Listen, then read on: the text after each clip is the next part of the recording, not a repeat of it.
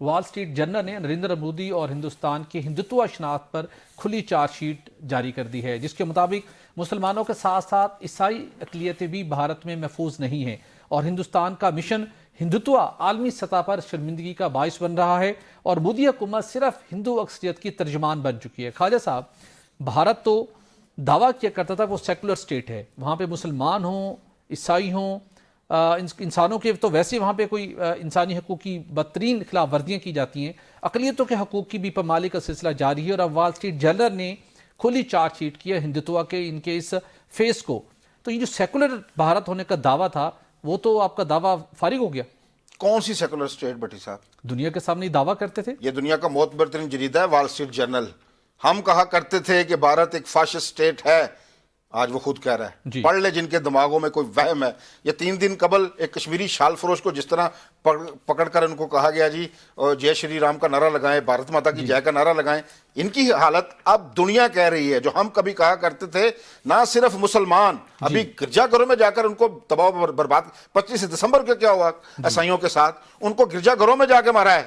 کیا آپ نہیں 25 دسمبر یہاں بھی منایا گیا کرسمس، آپ نے دیکھا یہاں، اس میں ہمارے ملک کے سپہ سالار گئے گرجا گھر میں، وزیر اعظم، سارے لوگوں نے جا کے آپ نے کرسمس کی بات سیلیبریٹ کیا۔ کرسمس کی آپ نے بات کی، سن لیجئے جو یہ رپورٹ ہے، اس رپورٹ کے مطابق یونائٹڈ کرسچن فورم کے مطابق عیسائیوں پر حملے 2014 میں 139 سے بڑھ کر 2024 میں 834 ہو گئے، اور اس کے ساتھ ساتھ 2025 میں نومبر تک بھارت میں عیسائیوں پر 706 حملے کیے گئے۔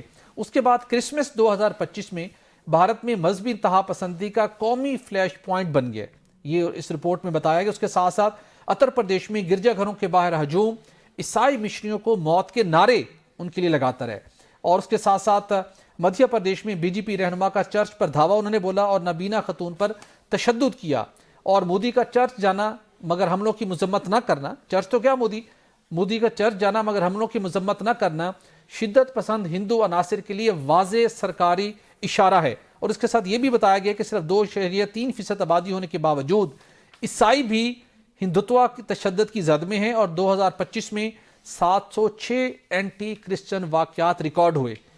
بھٹی صاحب، یہ جو نعرہ زمین بوس ہو گیا ہے، آپ نیو یارک ٹائم کی رپورٹ پڑھ لیں، دسمبر 2025 کو 100 سالہ RSS کا جشن منایا گیا ہے۔ اب یہ مودی چاہے چلا بھی جائے، اس طرح ہمارے بچوں کے ذہنوں میں کوئی زہر گھول رہے ہیں، ان کے ذہنوں میں یہ زہر گھول دیا گیا ہے کہ آپ یہاں صرف ہندوؤں کو رہنے کا حق ہے۔ کیا کہتے ہیں کسی مسلمان کو جب پکڑ لیتے ہیں، گھیر لیتے ہیں، اسے کہتے ہیں نعرہ لگاؤ نہیں تو پاکستان جاؤ۔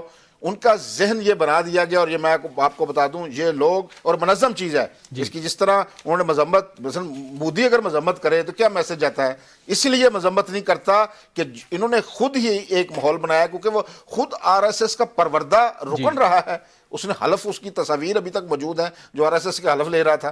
اب پورے ہندوستان کا جو معاشرہ ہے اس میں انتہا پسندی RSS نظریات 100 سالوں میں ہر گلی محلے تک اب یہ زہر گھل گیا ہے۔ اب مودی چلا بھی جائے لیکن جو زہر گھول دیا گیا ہے ذہنوں میں، جو نفرت کی لہر ہے کہ صرف ہندوستان میں ہندوؤں کو رہنے کا حق ہے، نہ مسلمان وہاں محفوظ ہیں، نہ عیسائی وہاں محفوظ ہیں، نہ چھوٹی ذات کے دلت وہاں محفوظ ہیں، کوئی بھی اور ہندوؤں کے علاوہ جو بھی مذہب کا بندہ ہے اس کے جینا حرام کر رکھا ہے، نہ کوئی شاپنگ کرنے جا سکتا ہے، کسی بازار میں گھیر لیتے ہیں۔ اب اس بار گرجا گھروں کے اندر جا کر حملے کرنا ہم کہتے تھے، آج وال اسٹریٹ جرنل کہہ رہا ہے، تو اس کا نوٹس کس نے لینا ہے؟